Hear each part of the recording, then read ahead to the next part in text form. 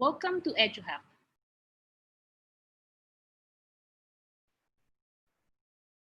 Welcome to Edu-Hack. My name is Joanne Serrano and I will be your moderator for today's podcast series. For those who will be joining us for the first time, Edu-Hack is a podcast series organized by the University of the Philippines Open University or UPOU, which focuses on how educational institutions navigate through this turbulent educational landscape brought about by the pandemic disruption. This will be a panel discussion of educational experts who will share their insights and experiences on what we at the education sector are going through.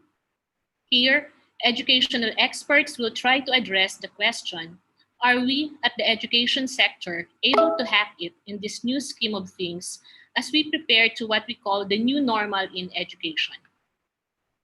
For the past weeks, we have discussed a range of topics.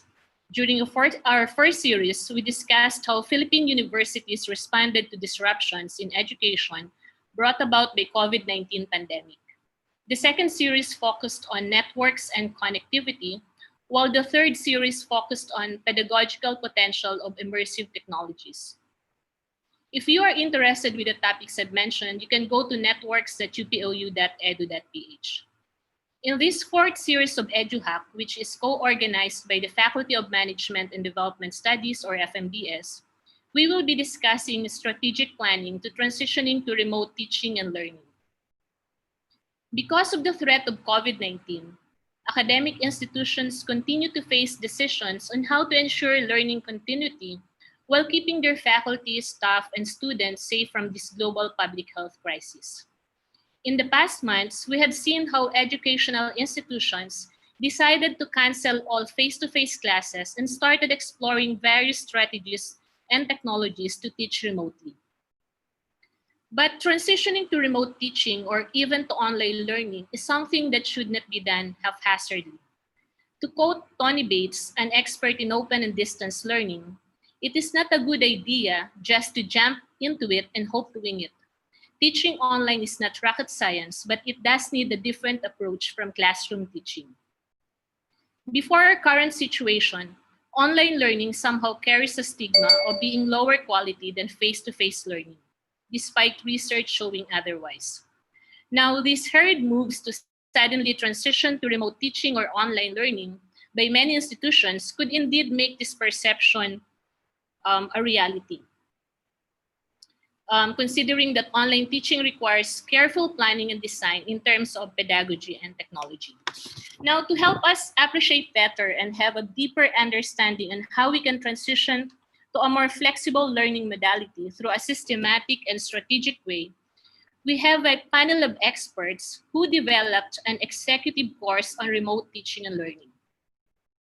Our first expert is none other than our Chancellor, Dr. Melinda Bandelaria. Dr. Bandelaria is a professor at the Faculty of Information and Communication Studies, and she was the one who conceptualized this Edu-Hack together with Dr. Alexander Flor, the Dean of FICS. Chancellor, can you say something about yourself for the benefit of those who are joining us for the first time? Yes, good morning, everyone. And thank you very much, Joanne, for that introduction, not only of our session, but we are doing now, as well as a short introduction about me. So as mentioned, I am a professor at the University of the Philippines, Open University, and at the same time, serving as its chancellor. So I am handling online courses, developing modules, as well as doing research and development activities, which involve the use of modern information and communications technology. So that's all for now. I will discuss more later. Thank you very much, Chancellor.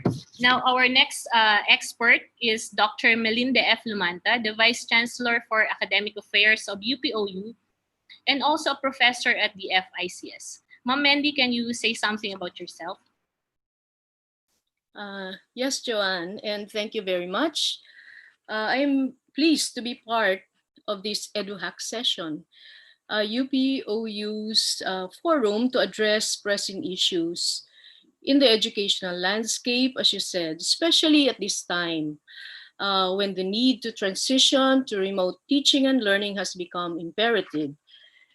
Having been with UPOU from its early years, serving as a faculty member and as administrator, I have seen how our own institution weathered similar concerns as we adapted to the needs of the times. I hope to be able to bring to this discussion my thoughts on the importance of strategic planning with a focus on ensuring quality education. Well, as introduced, I am Mendy Lumanta, Vice Chancellor for Academic Affairs and UPOU's designated QA officer. Good morning to all. Thank you very much, Ma'am Mandy. Now, joining our two Melindas is Dr. Primo Garcia, the Dean of the Faculty of Management and Development Studies.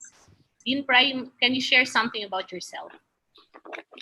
Good morning to everyone, and I'm happy to be here to share our experiences as well as knowledge on how to transition strategically to remote teaching and learning. I am currently a professor of R&D management at the Faculty of Management and Development Studies in UPOU, and I am also an affiliate faculty member of the Faculty of Education teaching some courses in the Master of Distance Education program. In 2003, I think, I was part of the team that developed the first online course on online teaching and learning, which was designed to capacitate faculty members in the delivery of online courses. Since then, I have been involved in the development of various online courses and massive open online courses for various institutions in the country. Thank you very much for the introduction. So as you can see, everyone, we have a panel of experts, not just on the theoretical level, but on the practical level, as they have experienced how UPOU has evolved from the first generation of distance education up to the current generation. By the way, if ever I encounter some technical difficulties, Dr. Consuelo Habito of FMDS will be stepping in to moderate the panel discussion, or any of our panel experts can do the moderation. Now, to begin with our discussion, let me ask Dean Prime, how strategic planning can be done by academic institutions which are now transitioning to remote teaching and learning and prepare for the new normal in education. Okay, so I prepared some slides for you, yeah. So we now have the slides flash on your screen. Now, to provide some framework for our discussion this morning, allow me to present some strategic planning considerations in remote teaching and learning. Next slide, please. Now, when we do strategic planning, we usually ask ourselves the following questions. Where are we now? Where do we want to go? And how do we get there? Next slide. Now, to answer these questions, where are we now? We usually do an internal assessment of first our target learners in terms of their age, location, learning styles or preferences, access to technology, and other factors. We also think about the nature of our academic programs and courses, the competencies that we would like to develop in our students, which of our courses are more of conceptual and which of our courses are more practical. And of course, we also assess the available resources that we have in terms of human resources, materials, and of course, time. Next slide, please. In addition, we also need to do an external assessment of our environment, in particular, the public health environment that we are experiencing right now, the regulatory framework that guides us in implementing technology enhanced or remote teaching and learning. What are the available assistive programs out there? What is the level of parental support? what institutional linkages do we have that we can tap, and of course the competition being posed by other educational institutions as well. Next slide. In answering the question, where do we want to go, we need to think about why are we getting into RTL? Is it a solution to public health emergency only? Are we doing it to respond to changes in the educational landscape, like to promote lifelong learning, develop digital literacy among our students, and enhance 21st century skills? Or are we doing it to promote inclusion? Regardless of our answer, we need to ensure that our decision to get into RTL fits with our institutional vision, mission, and goals. Next slide. Now, determining our instructional model is part of answering the question, how do we get there? Once we have already answered the three questions in strategic planning, we can now determine the kind of remote teaching and learning model that we need to pursue in the short, medium, and long term. For some universities, they will treat remote teaching as an emergency response and would rather not invest in it in the long term. But even as institutions adopt RTL to address the current public health emergency, the instructional models they would adopt will also differ depending on their internal capacity and external context. Some of you may find the need to do blended learning, combining online interaction and face-to-face meetings. Others may find the internet connectivity as a major constraint among your students and teachers and would need to combine analog as well as digital technologies. For some institutions, the current situation presents an opportunity to pursue RTL or open and distance learning as a long-term vision, an opportunity to transition to more flexible modes of delivery to reach more students. If you're one of these universities, you need to look for ways to establish steps and milestones in the short and medium term to be able to transition to more flexible models of instruction in the long term. Next slide, please.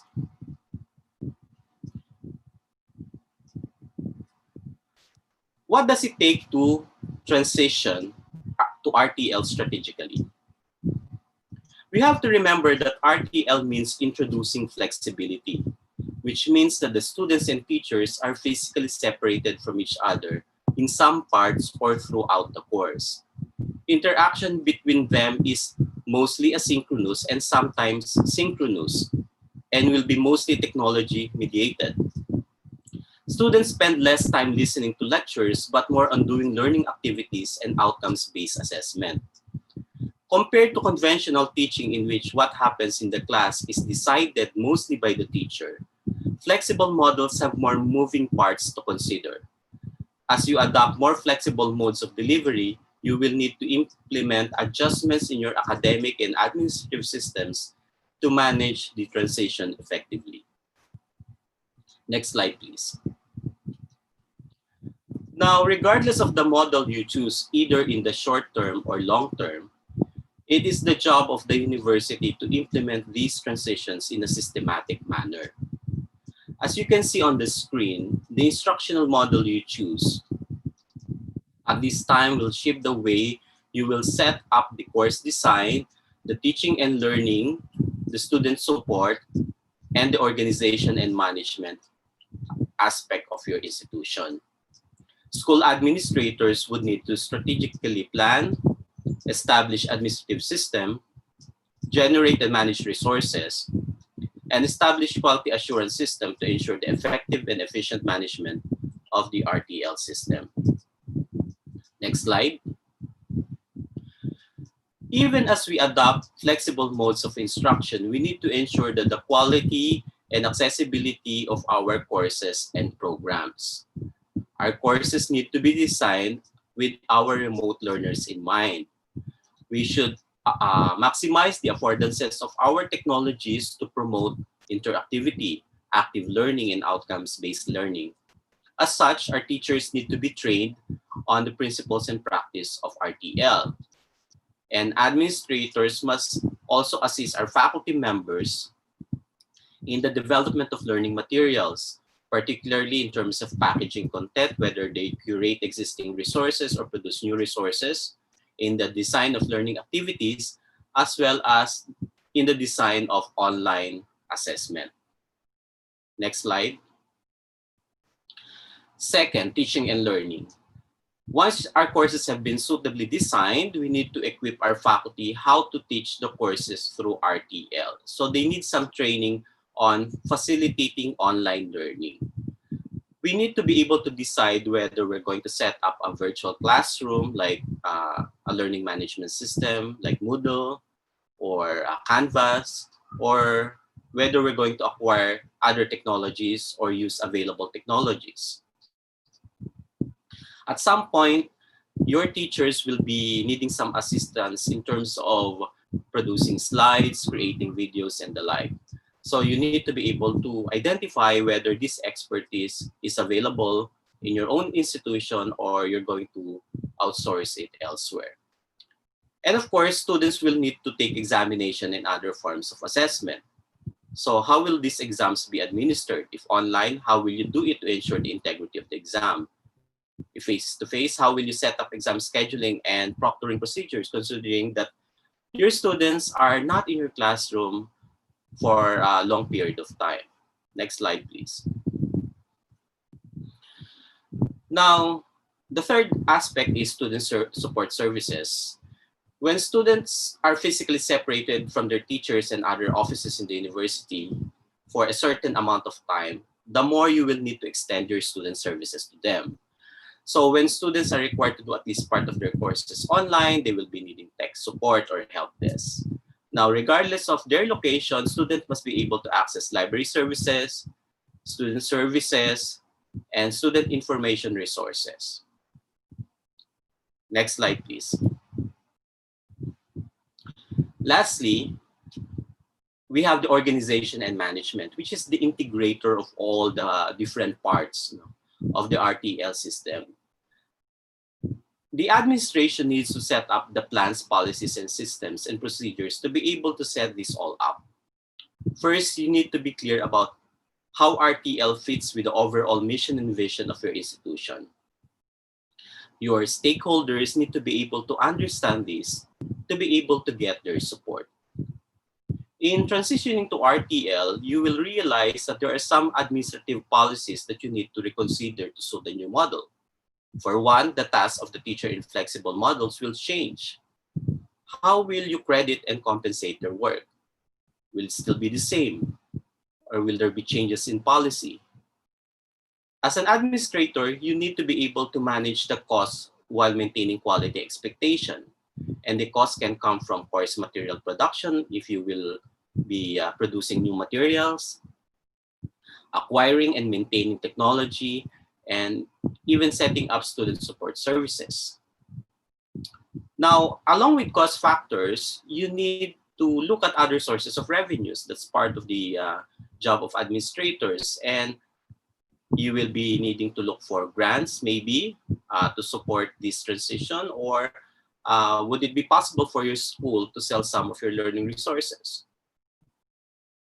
And lastly, you will have to set up a suitable quality assurance system for RTL. If you are pursuing RTL as a long-term vision, you may need to articulate how your RTL delivered programs will fit with the current QA system of the university. So that ends my discussion on strategic planning for transitioning to RTL. Thank you very much, Dean Prime, for that very comprehensive discussion of that framework on strategic planning. Now, can I ask our Chancellor Mel, maybe you can add more to this, especially as a sort of an advice, probably to heads or administrators of academic institutions. Yes, I think Dean Prime was able to discuss the framework comprehensively or fully. So I guess the very first thing that the a school administrator will have to consider is what kind of instructional delivery will be suited to my context. I mean that's the first question that the administrator will have to answer. So again, following the framework, um, then the administrator will have to, will it be a blended mode for some of my programs? Will it be given that my students don't have good access to the internet, then probably I will have to do more of the printed materials and blended learning to that effect. So that is something that will guide our administrators when it comes to planning, when it comes to really thinking what will be the new normal for them, what will be the next school year will be like for their institution. There are many things that will have to be looked into, but one thing that they also have to keep in mind is that given the initial decision, there may be resources that are available to them. There are available resources, free resources that they can consider, be it in the technology side, be it on the learning resources side, as long as they have made that initial decision on how they will go about it in terms of delivering the instructional content for their students. So that's the very first thing that I think the advice that I can give to the school administrators like us. Thank you very much, Chancellor. I know that would be very helpful to our school administrators. I know that they're facing a very difficult decision, a very challenging one, especially that what we are really doing right now for most of the academic institutions is really something new to them. Yeah. Yeah, so may I ask our Vice Chancellor for Academic Affairs, Ma'am Mendy, maybe you would like to add more from the perspective of academic affairs so faculty members could be properly guided. Yes, thank you, Joanne. I don't know if it's an addition, but certainly a reiteration of what was already said. To me, any academic institution should always be concerned with quality education.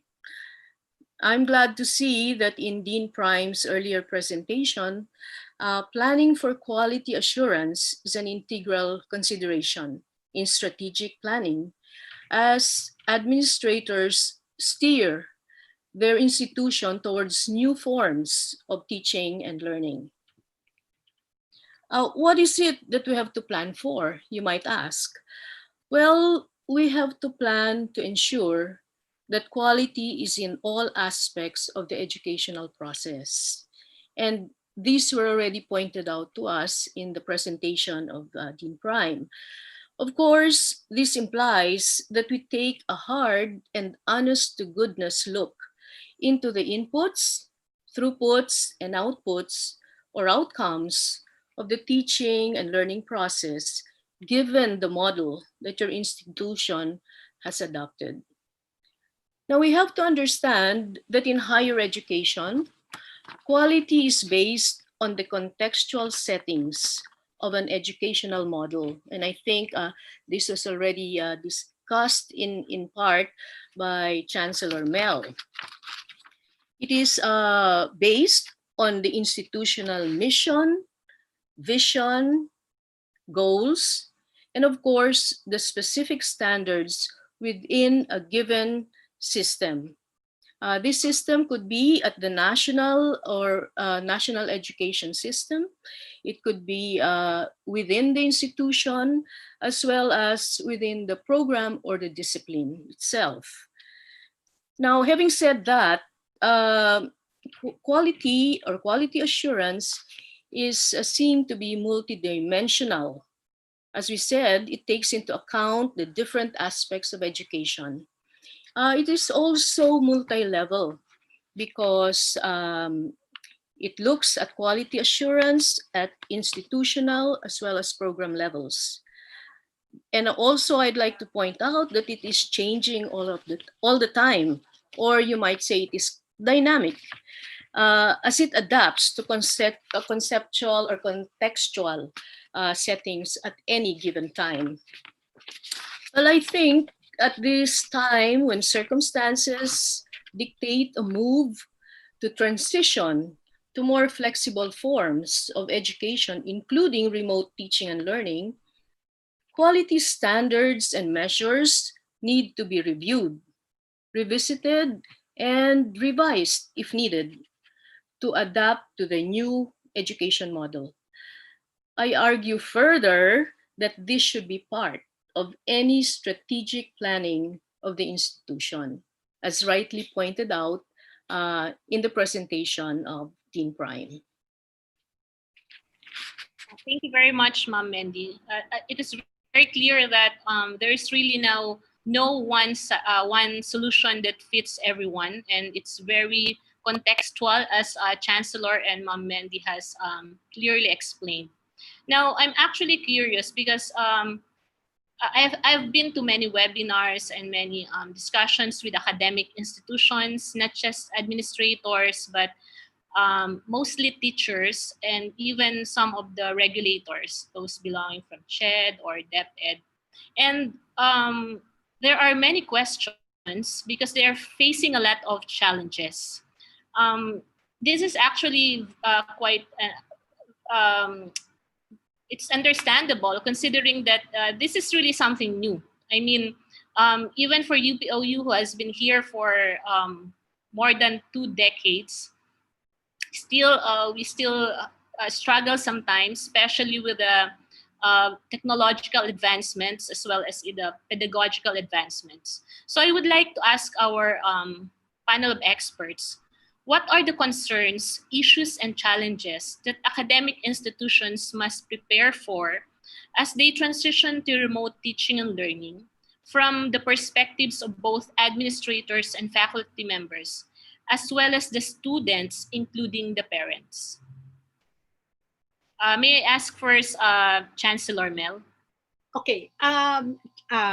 Challenges on the part of the administrators. So I guess definitely there will be resistance. The moment you introduce something new, you have to be prepared that there will be faculty members, there will be people among your staff, the staff of the university, who will be resisting the change, probably because they don't completely understand what the change would imply to the kind of work that they are doing. So they have to handle that. They have to manage that. They have to manage the resistance. They have to explain. They have to orient first the faculty and staff. What will be the implication to the kind of work that they do if these changes will be introduced and will be implemented by the university. So that's one. When it comes to the teachers, of course, the resistance that or the challenge that we encounter, even when we did it for UPOU, is exactly like that. First, I don't know how to use the technology. What if I don't know how to use it? I don't have the resources. I don't have my laptop with me. I don't have stable internet connection. So how could the administration help me? How can the school assist me if I will go into this kind of teaching and learning? Very, very basic to that question is, will I no longer be doing teaching as I'm doing it now? So that's the kind of question. Will I lose my job as a teacher? Will technology take my role as a teacher? Will it now be the technology teaching my students? So that's one of the things that we open here, that transition of the teaching role from the sage on the stage to the guide on the side. We always hear that. And that's something that we really need to explain also to our teachers, to our teaching staff, that definitely there will still be a bigger role for our teachers once they integrate modern ICTs, or maximize the potential or the affordances of modern ICTs to their teaching. So that's for the teacher side. On the side of the parents, on this, or let's first take the students. Will I still be learning? Will I still be having that kind of quality learning that I used to have in a face-to-face or in a classroom setting? So again, we need to orient the students that there will still be the teaching learning process that will happen. In fact, we can explain to them the different kinds of interaction that when we design our online instruction, we have to make sure that these interactions are present in our courses. There are learner-learner, learner-teacher, and the learner-content interaction. And if we are creative enough, we can even add the learner and the community of practice interaction, because that can easily be done online. So that's on the part of the students. We need to assure them, we need to tell them what kind of teaching and learning environment will happen in an online classroom or in an online setting. And I think, given that our students now, most of them can be considered as digital natives probably, can easily understand, because they are more techy than us. They are more, they can easily navigate the different features or the different technologies that are available to them. Now, for the parents, of course, the parents are the ones paying for the cost. So we have to also manage the whatever dissonance they have now by providing them with additional information. So they are already saddled with different problems brought about by this COVID-19 pandemic, and then we add this concern about the education. Definitely, they wouldn't want their children to stop learning, to stop schooling, if we may call it that way or use that term. So we also the usual question that I encounter from the side of the parents is like this: why are we paying the same amount of tuition fee when in fact my children are not going to school anymore? So yun yung first question. Why is it that the school is not reducing the tuition fee or the school fees? So in answering those questions, I would always tell the parents that the teacher would still be doing the teaching, unless you opt, that the parents opt for a home-based schooling wherein you will just buy the curriculum and then you will do the teaching. So that's a different way of studying. But in an online learning, in a remote teaching and learning, it will still be the teacher who will be designing the learning, who will be packaging the instructional materials, who will be developing assessment relevant or appropriate to the kind of instructional delivery that we are doing, and also developing the assessment and making sure that the exam process, the integrity of the exam process is preserved. So your teacher pa rin, it's still the teacher who will do all these things, who will monitor the progress of our students, the learning of our students, and at the same time, will also provide the first step, learner support to the children. So I always tell the parents, probably in this mode of instruction, the teacher will be doing more than in the conventional face-to-face, especially if this will be the first time that they will engage in this form of instructional delivery. And if I may advocate as well, I will say probably they deserve an increase in their pay because of that. But probably that could be arranged as presented by Dean Prime earlier in terms of strategic planning, that kind of compensation for the extra work that the teachers will be doing is something that can be managed by the school administrator. So that's another concern of the school administrators, sourcing out funds so that they can finance all these activities associated with this transition or shift to remote teaching and learning. So the parents, I always tell, because it's on the hands of the school administrators to orient the different stakeholders. The students, we need to prepare everyone, the students, the parents, even our partners in doing all this teaching, learning, research, everything. We need to orient all of them. I can cite one example in one webinar session that I moderated. There's this one school administrator who did a very short video material addressing all the concerns of the parents and the students. And based on his experience, that short video material explains everything, was able to explain and answer the questions of the parents, answer the questions of the students. So probably we can take a lesson from that experience as long as we provide the needed information to address whatever preconceived ideas, etc. Then I guess we can somehow do the shift more smoothly and address the questions that can probably add to our problems right now. So that's from how I see things from my end. and based on my own interaction with the different sectors involved in this transition to remote teaching and learning. Thank you very much, Chancellor. And if I may just add to that, especially for the new teachers who will be handling their classes remotely or online, you would probably be overwhelmed by the large amount of questions and inquiries and comments should be coming from your students, and they would probably think as if you will be providing 24/7 support to them. I think that's one of the experiences that many of us at UPOU had, especially if you don't really make it very clear, if you don't clearly articulate it in your course guide, that this is how you would respond to your student. Yeah. Right, Chancellor. So, The things we usually provide the kind of information. Like for instance, if you email me now or you ask me questions now, then probably I will be able to answer within the next 24 hours or so that they will not really be expecting also too much from us.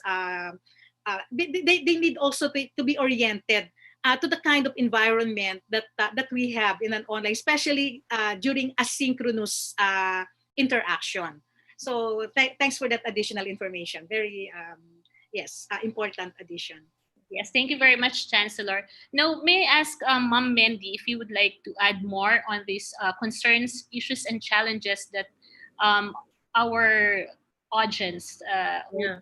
need to prepare for? Well, concerns, issues, I think the Chancellor has covered from the ground the real issues that are being brought out. No? And I think we should really be very cognizant of these.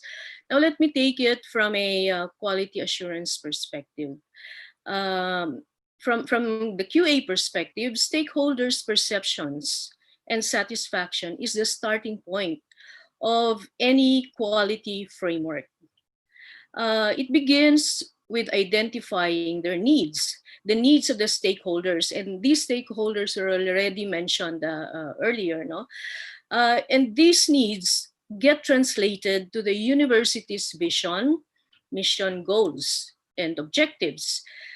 QA always starts with the VMG and ends with achievements of the requirements of the stakeholders. That's how I see it, no? And as you mentioned, some of these stakeholders are the students, the administrators, of course, faculty, and staff of the university, among others. Now, as the institution transitions to RTL, or remote teaching and learning, or any other form of flexible learning, we have to be cognizant of the stakeholders' concerns, which to me translate to challenges that the institution must face. Now, these challenges are usually in the areas that have already been mentioned, in areas dealing with learning outcomes, for example, curriculum, course structure, course content, very important, course delivery approach, teaching materials development, and assessment, as already pointed out. Of course, the quality or qualifications of the faculty and staff become very important as well, and they are stakeholders of QA.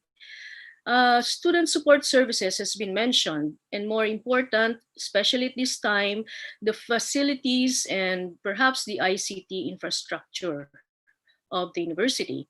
Now, as I mentioned earlier, there will be a need to review the quality measures or indicators for these areas of concern. Let me just take student assessment, for example. As we know, assessment provides valuable information for the institution about the effectiveness and efficiency of teaching as well as learner support that we provide. It is expected to measure achievement of the learning outcomes. That is how we should see assessment. And assessment procedures are very important because It's important that we communicate this because these are expected, the procedures that we communicate to the stakeholders are expected to actually ensure the integrity of the assessment that we do, for example, examinations. It is also expected that assessments that we do provide timely feedback to students so that continuous process of improvement is ensured. No, so given this is just an example, but in this area we certainly have to ask as we are doing strategic planning, and so that we can ensure quality. We ask, what are the quality measures for assessment that will be suitable for remote teaching and learning? As we know, there's a whole lot of assessment that could be adapted for the type of teaching and learning and for the expected learning outcomes. So we now have to match this with appropriate, that's what I'd like to say, appropriate quality measures. So that to me is one of the biggest challenge in this transitioning. Well, there are many others, but I thought I'd just focus for the moment on student assessment. Thank you very much, ma'am. I think Yeah. it's really important for our audience to take note of. I would like to ask more on quality assurance later, but let me just give Dean Prime a chance to say more on the concerns, issues, and challenges that our academic institutions need to prepare for. Dean Prime. Yeah, thank you. I think the challenges lie in the preparedness of the teachers and learners, access to technology, and lack of learning resources that can be used, no, at the outset. Now, if we take it from a strategic management perspective point of view, we need to look at it as a change management process. So how do we manage change? First, we need to be able to articulate a clear vision of what we're doing. That's the first task that administrators need to be aware of, no? And present this change not as a deviation, but actually as complementary to the vision and mission of the institution. We can probably highlight the affordances or advantages of the flexible model of delivery, especially at this time.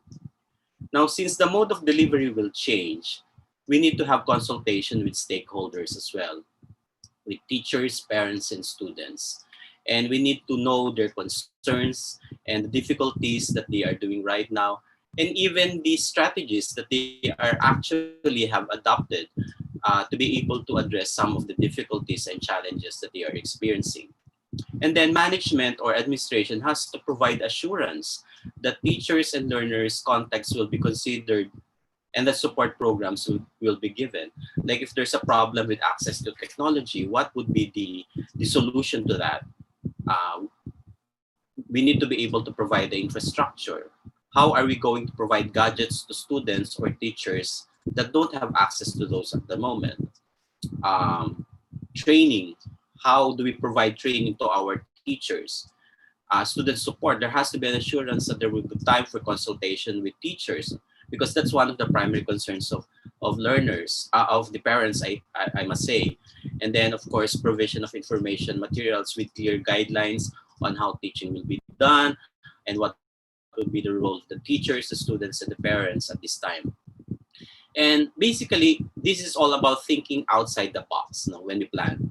We have to be resourceful and think about how to combine open licenses and licensed technologies and software. We may need to be able to combine print versus digital resources, and also maximize the resources that we have right now in our own institutions. Right now, our teachers have different skills and competencies as far as RTL is concerned. Some would be more interested in the development of digital resources. Others would be more skilled in terms of designing assessment. What we need to do is to be able to work using the team approach and tap on the existing skills and competencies and talents of the people that we already have in the organization. And what we lack in the organization, we can outsource it, or we can also get it from other organizations. So that would be my recommendations. Thank you very much, Dean Prime. Now, I would like to go back to the issue on quality, because this is one of the pressing concerns of many academic institutions. Because there has always been that general perception that online learning is not at par with face to face instruction, despite research studies showing otherwise. So, I would like to ask our panel of experts on their insights and practical, probably, strategies or recommendations on how administrators and teachers can ensure quality of teaching and learning, given what Ma'am Mendy has already expounded on quality assurance. So maybe I would like to ask first our quality assurance guru, Ma'am Mendy. Can you share more on this? Yeah, thank you, but I'm not a guru, Joanne. Uh, it's really very unfortunate that this perception still persists.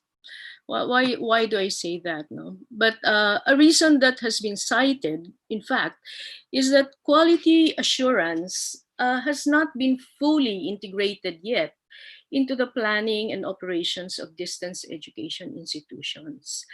In fact, that is what we're trying to do now, right?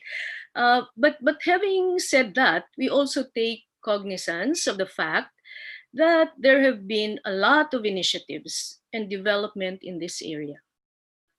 While in the past, we know this, quality assurance was imposed through a set of fixed criteria, very rigid criteria, that was applied to the entire educational system. But recent developments have shown some degree of acceptance of more flexible criteria that recognize fundamental differences between traditional and new modes of teaching and learning. When distance learning was introduced, we know for a fact that new conditions and structures have emerged, and this necessitated alternative ways of conceptualizing and measuring quality. I'd like to believe that. For instance, it has been pointed out that faculty role, course development and delivery, student support, and use of learning resources in distance education are far different from classroom based education. And I think this was expounded on earlier by both Dean Prime and Chancellor Mel. Now, as the concept of distance education further developed, these standards that were being used at the time got refocused. It was refocused to course and materials preparation, for instance, because there's a difference in the classroom based or traditional and the distance education mode that we are familiar with. So it was refocused on preparation of these materials, on feedback. That is very important when your students are distant from you. And of course, interactivity. That was another issue that was mentioned earlier. Now, I would venture to say that perhaps it is in course materials development that quality initiatives are most obvious, at least at this time, no? Because course packages have to be produced and actually quality checked before it is sent out to students. In most distance education institutions, a quality circle exists. Uh, and this is composed of the experts. No, if you're preparing modules, you have the writer, the module writer, as well as another subject matter expert who is the reader, for instance, or the critique of that material. An instructional designer is a part of that quality circle, ensuring that the material is user friendly and is in fact an effective teaching material. Now, a media and technology specialist is also part of the quality circle, and they are the ones who propose the appropriate medium to use for any given topic or course that is being developed. And of course, the appropriate use of technology. We don't want the technology dictating and overcoming uh, the objectives or the learning outcomes. The technology has to follow the objectives of the course rather than the other way around. No? And of course, part of quality is that we ensure the language is appropriate as well, and therefore you have a language editor. But in more recent developments, and under a universal accessibility concept, UPOU has also proposed to expand this quality circle to include a member who is in a position to look into the provisions of universal accessibility for its learning materials. So I think these are initiatives or efforts that we can see that there is quality and perhaps at a higher level compared to traditional modes of teaching, because it is imperative that modules are actually prepared before the semester or the term begins. No? Now, in UPOU as well, we had begun talks of looking at quality education based on attributes and meta attributes. And we credit our thought leader here, Dr. Floor, uh, the attributes and meta attributes of an open and distance e-learning institution as the basis to derive indicators of quality in all aspects of teaching and learning. So we propose, in fact, that in any QA framework, dimensions such as flexibility, we've been discussing this, technology integration, because of the ubiquity of technology at this time, agility, and equity. So I think maybe we can have more discussion on this with the other panelists, and of course, sustainability, among others. These are dimensions that we are now looking into to be part of that quality assurance that we had been talking about. No? Hopefully, these are considered because, to me, these are the hallmarks of a truly open and distance learning system. Now, given these developments, we hope that the misperception of quality in distance education and, in fact, in other flexible forms of education will somehow be corrected. Thank you Jo- very much, Ma'am Mandy, for that very enlightening and very comprehensive discussion, especially on the various dimensions of quality assurance. Maybe we can ask also our Chancellor what are her thoughts on this matter.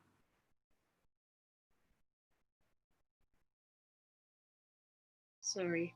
Yeah, thank you very much, Joanne. So I think Ma'am Mandy was able to cover the dimensions, the different dimensions. I would like to call them the pillars of quality, or shall we say the indicators that we need to look into if we are to ensure that there is quality in the kind of teaching that we are doing, or the kind of education that we are providing to our learners. I just would like to emphasize the last points mentioned by Ma'am Mendy, the additional features or characteristics that we are looking at when we say quality, especially in technology enhanced or technology enabled instruction, as in the case of remote teaching and learning. And that's the inclusion, making sure that we will cater to different contexts of our learners, be they physically challenged, the access, or removing the potential barriers to learning. So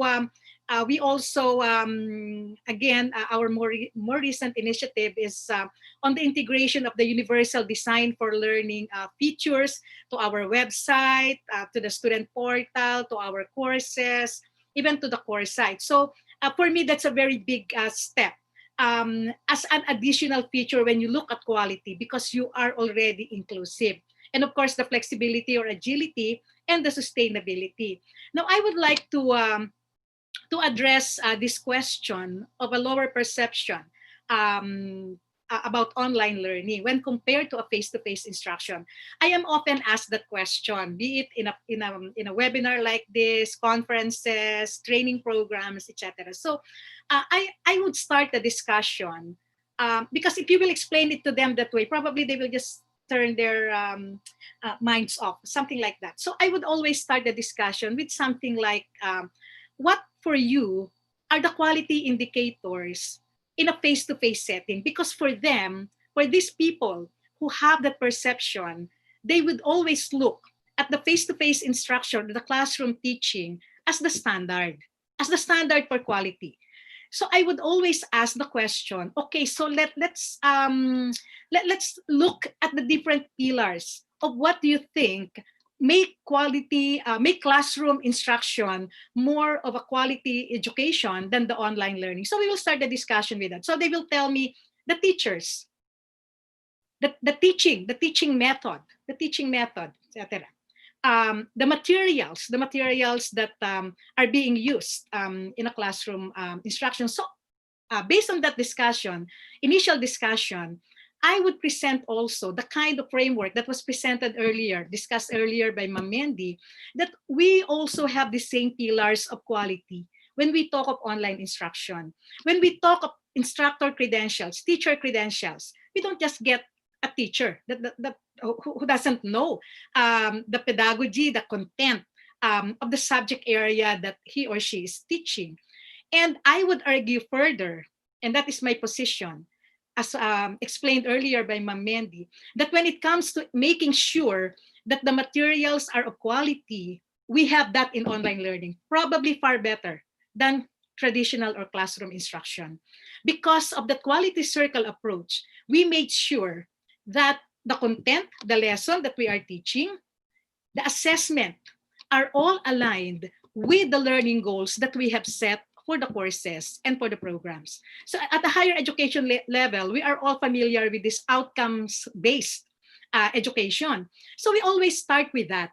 We always start with what do we hope to see after the course among our students. So we always start with that, and we make sure that there is a perfect fit with the learning objectives or learning goals, with the content, the lesson that we are teaching, and the kind of assessment that we are doing, be it a formative or summative assessment. So all the other features, and in fact, we can add more to the pillars of quality in a face-to-face setting. We can add more to what are there and what we can consider as pillars of quality when it comes to online learning. That will include the technology, the learner support, etc. So we can add more to that. We can add more to that. And probably inclusion is one, but more importantly is putting our learners in that context wherein they are more in touch with the reality of living. And they can immediately apply what they are learning from us, from our courses, can immediately apply to the everyday life, even to the kind of work that they are doing. So that's the kind of learning that we are giving to our students. That's why I would always argue that we are at par or probably even better than classroom instruction when we talk of quality. Of course, you can say that I am biased because we are at the Open University, but we can do the discussion. And if the argument is just because the teacher and the students are meeting face to face, then we can do a long discussion about having that as a quality pillar when it comes to education.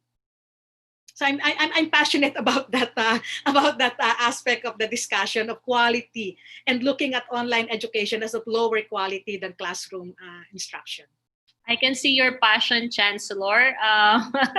Well, we have always been compared to residential because there's always that perception that, the chalk and talk and the brick and mortar is always better than the a more flexible mode of learning, wherein the sage is now on the stage. Maybe Dean Prime would like to add more to that very passionate discussion of Chancellor and Ma'am Medi as well. Yes. Thank you, Doc Joanne. Now, as the Chancellor has already mentioned, the QA criteria for flexible learning or distance learning and the traditional brick and mortar education are almost the same because we follow the principle of outcomes-based education. And in fact, the open and distance learning sector has actually been in the forefront of OBE even several decades back. Now, the thing is, quality in RTL or ODL is even more apparent, especially in the case of online teaching and learning. In the traditional QA, we usually consider the inputs, throughputs, and outputs, and we package these as evidences to be reviewed or evaluated at certain points in time, like at the end of each year or every 3 years. But in the case of online learning, we can also look at analytics. Since all the interactions are taking place online and all the most of the activities in online courses are activity based, the students' behavior and student engagement is made apparent by the technology. So we can evaluate our courses as they move along rather than at the end of each term, at the end of each year, at the end of 3 years.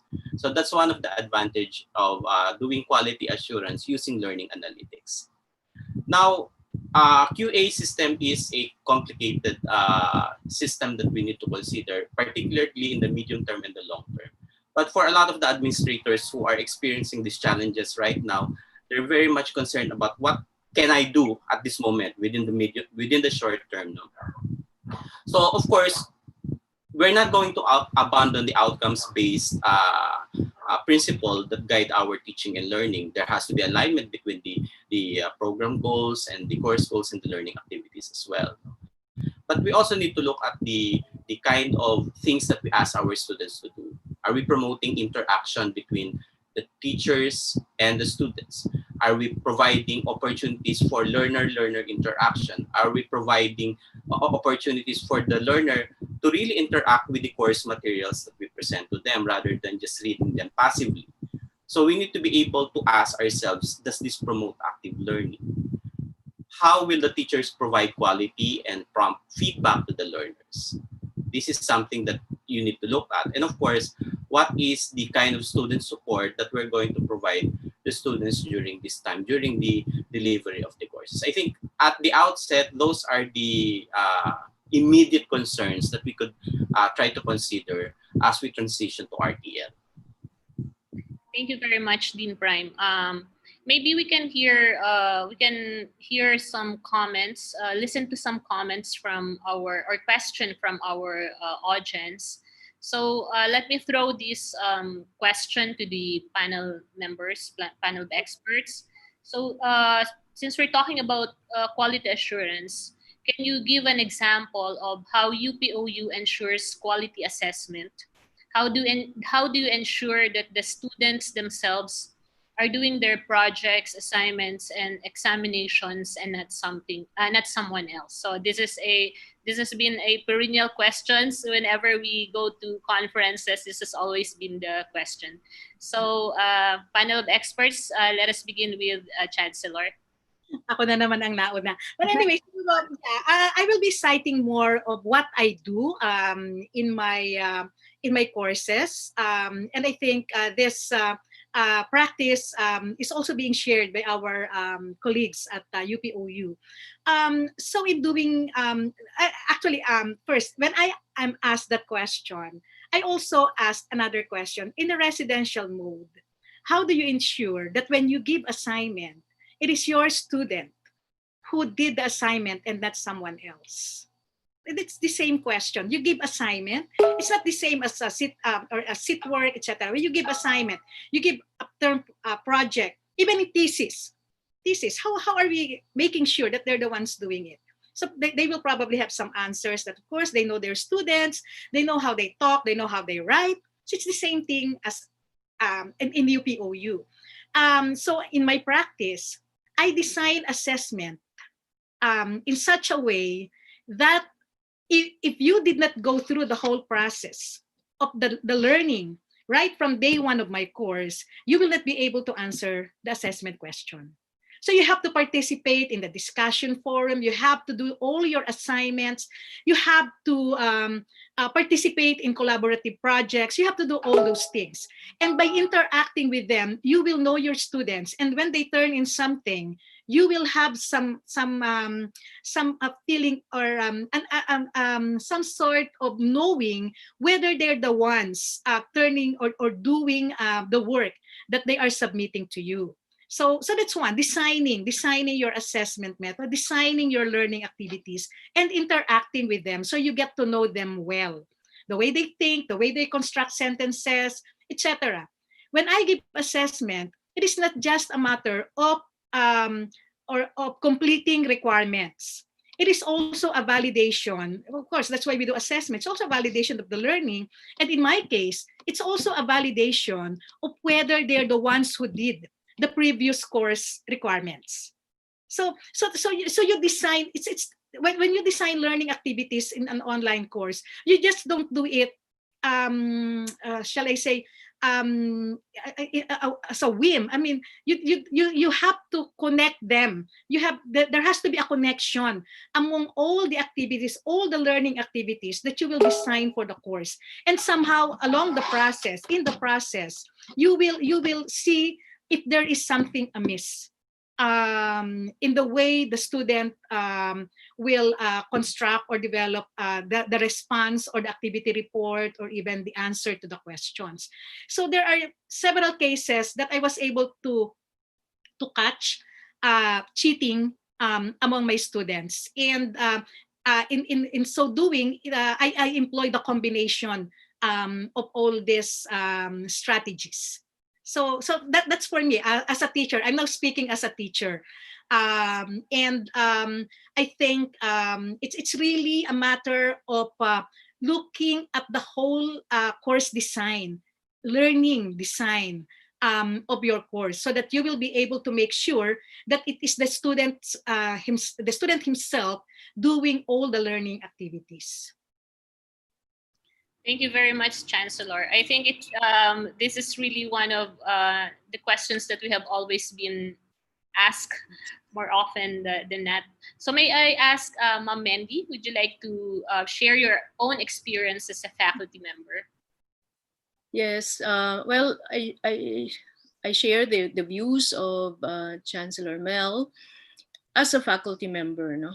Because most of us actually have our consciousness about the assessment is raised because we have to go through a process of developing the materials. So as pointed out, there has to be that deliberate connection uh, among the different areas of the learning process. So you begin with learning outcomes, and you design the course so that those outcomes are achieved. And your way of checking whether in fact they have been achieved is of course through assessment. Now, more directly, there is such a thing we call as authentic assessment. And authentic assessment allows for a very personalized, real life condition. So it's very difficult for someone who is not in that context, not in that environment, to recreate that. Eh, To me, that is one way of checking whether it is actually the student who did the project, who answered the exam questions. And as pointed out, we are able to trace the learning because it's a very integrated and coherent process that is encapsulated in the modules that are being prepared. So there is that extra uh, how do you call it, sense of making sure that your students are the ones who are actually, and therefore the assessment is valid. No, it has to be valid. It has to be reliable. Now, on the question of examination, and then this is at the university level, in UPOU, we had been employing uh, online examinations that are actually proctored. So you ask, how do you do that? How do you actually proctor online exams? We've had a variety of ways of doing that. One of which is, of course, monitoring them by camera. And we have instituted a very strict process when students take exams online. Of course, in another venue, we can share how that is done. So we have those, and there are now existing applications that would allow for online proctoring. And we are, of course, experimenting with all of these. No? That's just my few thoughts on that question. Thank you very much, Ma'am Mandy. Dean Prime, would you like to share your experiences as a faculty member as well? Okay. Just like in conventional institutions, you need to provide policy on academic integrity, like plagiarism, data fabrication, intellectual dishonesty, and the means to be able to review cases falling under this.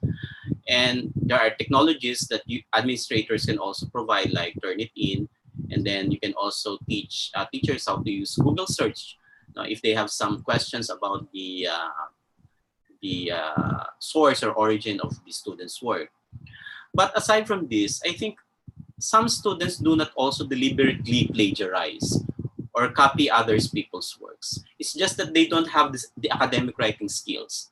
So part of student support services is providing the students with the resources to be able for them to write more effectively, and according to academic conventions.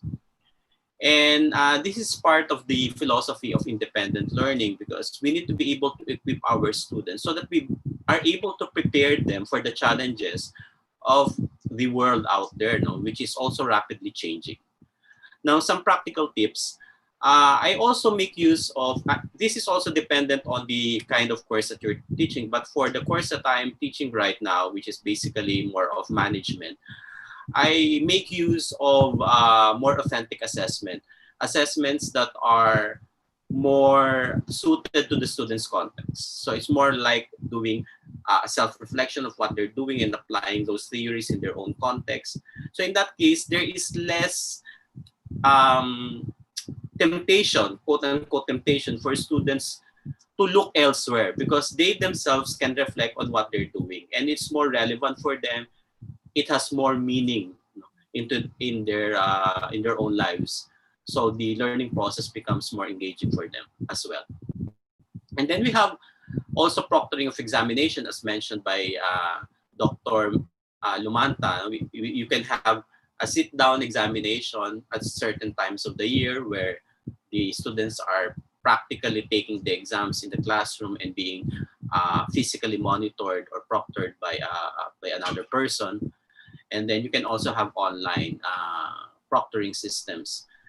Both there are licensed software out there, but the university UPOU has its own developed its own online proctoring system as well.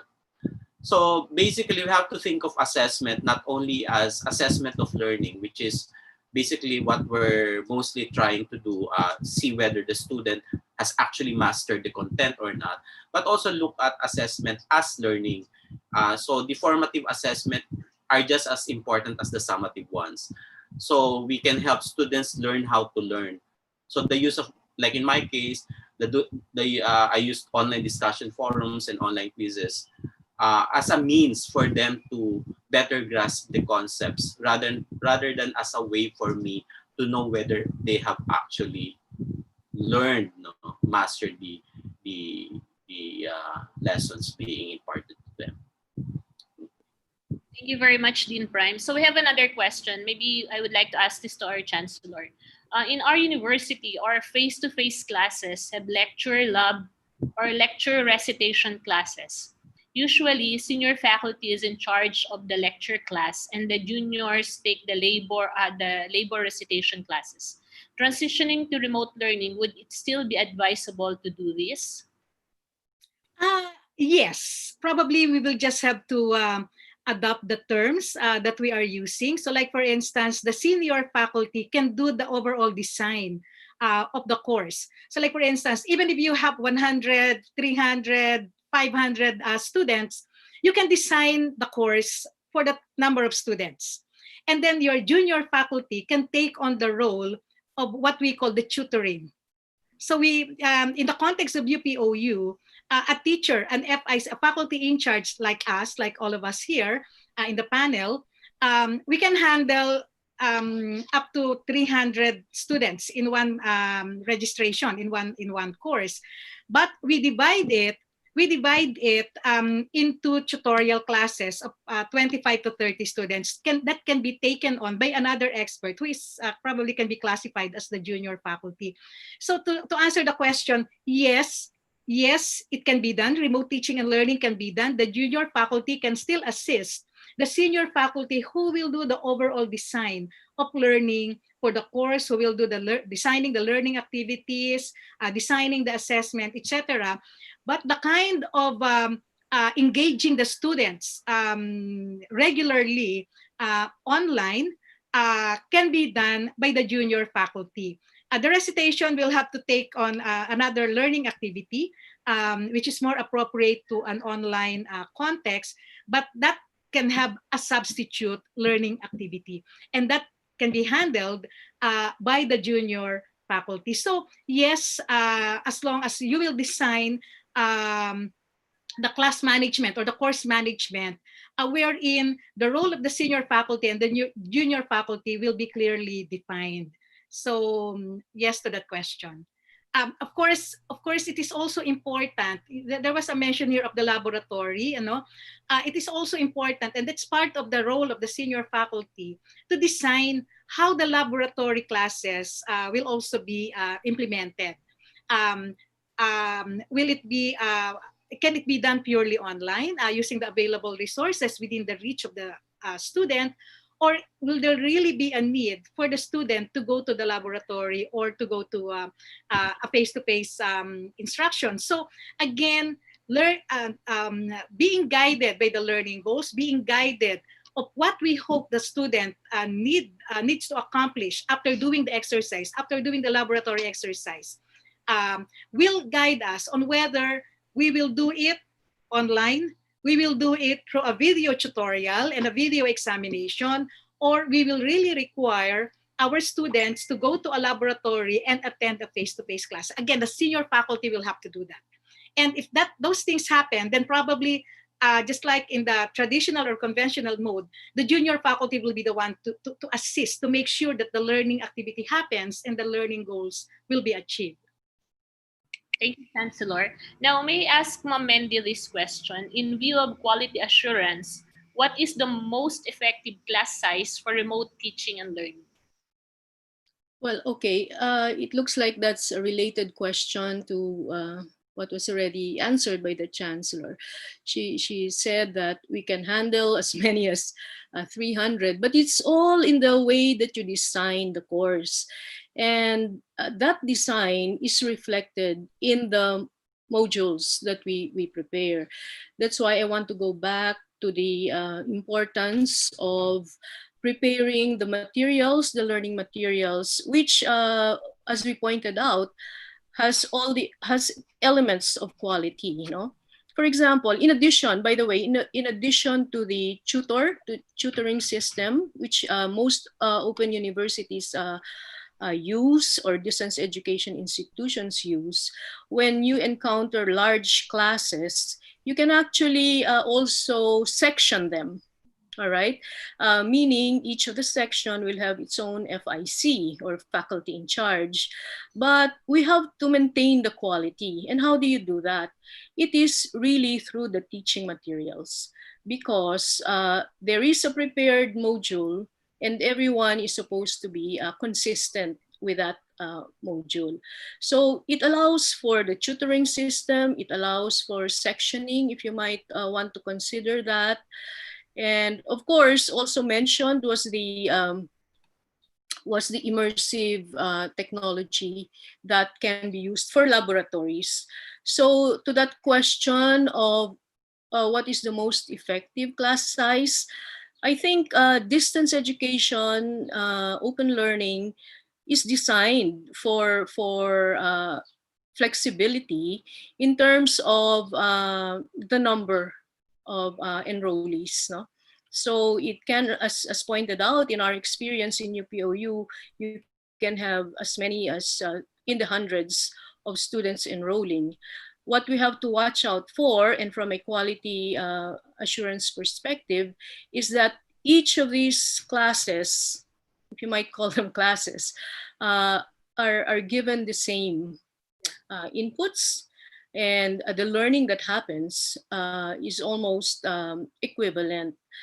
Uh, of course, the next question there is how about the academic freedom of faculty members, no, in the way that they will deliver their courses. That should not be ignored actually, but we give the basic guidelines, as we said, by preparing the learning materials, and most important will be the learning outcomes that are put in the material. And there is leeway in the way that you design activities and assessment, but the learning objectives, I guess, should be the one that is tying everything up, so that the quality, as you say, is maintained. Thank you very much, Ma'am Mendy. Now, for the last question, may I ask Dean Prime to answer this question briefly? Time check, it's 10:22.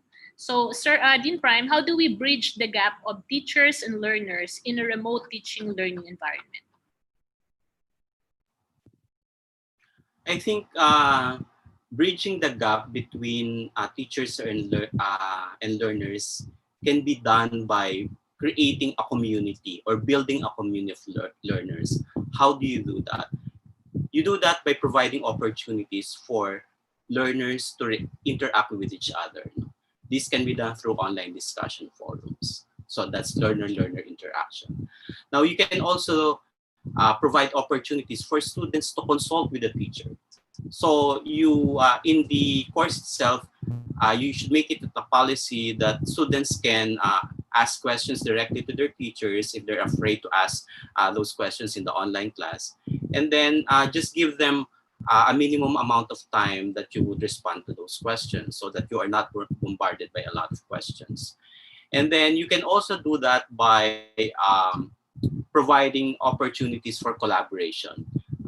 People think that collaboration cannot exist or happen in an online class. They can. You just need to provide them with proper guidelines. And you have to pace these collaborative learning activities reasonably well now throughout the course. And then you as a teacher should be able to provide the guidelines or the guidance in the conduct of the learning activities in terms of providing them with feedback. That in itself is very much appreciated by the learner, and that promotes the connection between the teachers and the learners and among the learners themselves. And of course, you have to be conscious of the language that you use in your online class, because online communication is subject to misinterpretation due to the absence of some physical cues that we normally are accustomed to in face-to-face communication. Thank you very much, Dean Prime. Now it's time for us to end soon our podcast series, but I would like to ask our panel of experts for their brief final words to our audience. Ma'am Chancellor. Yes. Okay. So thank you, Joanne. I think as my final words for this session, we are doing this because there is an urgency. We have to do this. Somehow we are put to that situation wherein these are the things that we need to do so that because of that obligation that we have to ensure that learning will continue. But there is also that reflection that this is an opportunity for us to learn, to learn new things, to practice, theorize, reflect further, and whatever that learning or theorizing that we will have in this exercise, in this thing that we will do, the new normal, we will bring back to our classroom teaching and have this opportunity to transform our face-to-face or conventional classroom teaching. So let's take this opportunity. This is not just an emergency response. This is something that we can also integrate into the long-term plan of how our institution will do teaching and learning that that is more appropriate or relevant to the kind of to the times that we are in now, to the kind of environment that we are in now. So let's think beyond COVID-19 pandemic. So that's my last words for this session. Thank you, Chancellor. Ma'am Mandy. Well, yeah, just final words. Administrators, being the ones responsible for the general functional system of the institution, should determine, as we pointed out, the needs and requirements of the stakeholders of the institution. We know that in higher education, and as we pointed out, these stakeholders include the students, graduates, or the alumni, faculty members, employers and government agencies, the society in general, and the university itself. These administrators should be able to relate the institution's vision, mission, and goals to the specific historical period in the development of higher education. For instance, in today's world, technology has become so much a part of education, changing the educational processes and affecting inputs, throughputs, and outputs of the educational system. To me, by understanding and aligning these considerations, the institution, through its administrators and an honest to goodness strategic planning exercise, will be able to develop quality parameters or indicators and integrate these into a specifically designed quality assurance system. Thank you. Thank you very much, Ma'am Mandy. Well put. May I ask Dean Prime for his brief final words to our audience? Okay. We live in a challenging time right now. And from a management perspective, I encourage everyone to first focus on context of our institution, our teachers, and our learners, prioritize needs, provide assistance and incentives, tap existing resources and competencies and skills of faculty and staff, and maximize learning opportunities being provided by other institutions. Consider available technologies out there, and even as we decide what technology to adopt or acquire, we must remember that technologies must support teaching and learning approach or pedagogy and not the other way around. And lastly, look at it as an opportunity for innovation. Thank you very much. So I would like to thank all our panel of experts, Ma'am Chancellor, Vice Chancellor Mendy, and Dean Prime for a very informative discussion. And thank you, Doc Connie, for standing by as my co-moderator. As we end this series, I would like to take this opportunity to invite everyone. 2 weeks from now, we will be hosting another Edu-Hack. I hope you will be able to join us once again. And the next series will be co-organized by the Faculty Education. Please follow our Facebook page and watch out for the final topic for our next Edu-Hack. Now, there's an announcement from our tech support that the certificate will be available 5 minutes after the webinar. So what you need to do is you need to refresh the site. Okay, so good day, everyone. This is Joanne Serrano signing off. Thank you for joining us in this EduHack.